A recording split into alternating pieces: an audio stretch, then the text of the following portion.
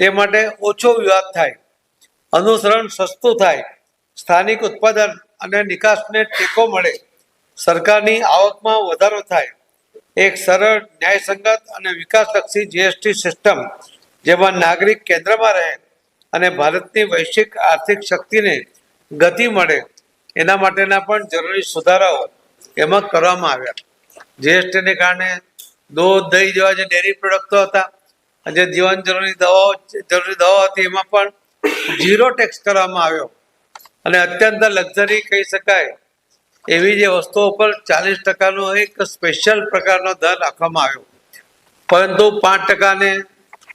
12%, 18%ના 2 દર કરવાને કારણે લોકોમાં જે મુશ્કેલીઓ પડતી હતી, અર્થઘટનમાં કોઈક લાભ લઈ જાય, બીજાને લાભ ન મળે અને માલ વેચાવામાં તકલીફ પડે, એ પ્રકારની જે વ્યવસ્થા હતી. એટલે વેપારી પ્રામાણિકતાથી પોતાનો ટેક્સ ભરી શકે એટલા જ માટે આ કર માળખો તો ફેરફાર કર્યો, પરંતુ કરનો દર એ પણ ઘટાડવામાં આવ્યો છે. આ પહેલી વાર આપણે જોયું હશે કે સત્ર પછી માનનીય પ્રધાનમંત્રી નરેન્દ્ર મોદી સાહેબના સમય દરમિયાન એમણે લોકહિત માટે, લોકોમાં વેપારીઓ પણ છે, વેપારીઓનો હિત પણ લોકોનો હિત છે, એટલા માટે પણ જ્યારે પણ જરૂર પડી છે ત્યારે ઝડપી પગલાં લીધા છે, મક્કમતાથી પગલાં લીધા છે અને એના કારણે વેપાર પણ વધ્યો છે અને જે યુઝર્સ છે, જે લોકોને પોતાની જરૂરિયાતની વસ્તુઓ એ પણ સસ્તી મળી છે. આજે જ્યારે આ સ્થિતિ છે ત્યારે લોકો જે ઉદ્યોગકારો છે એ પોતે પણ પોતાના પ્રોડક્ટની ક્વોલિટી સુધારવા માટેનો પ્રયત્ન કરશે.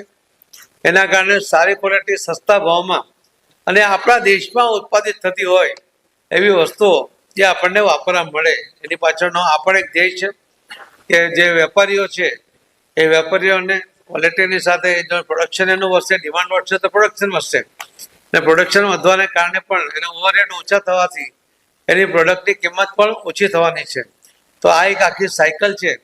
અને એ સાયકલમાં માનનીય પ્રધાનમંત્રી શ્રી નરેન્દ્ર મોદી સાહેબે ત્યારે 15મી ઓગસ્ટ દિવસે લાલ કિલ્લા ઉપરથી કહ્યું હતું કે હું આ દેશના લોકોને દિવાળીની ભેટ આપવાનો છું અને એટલા જ માટે 22મી સપ્ટેમ્બરથી આ જીએસટીના નવા દર એ લાગુ થશે.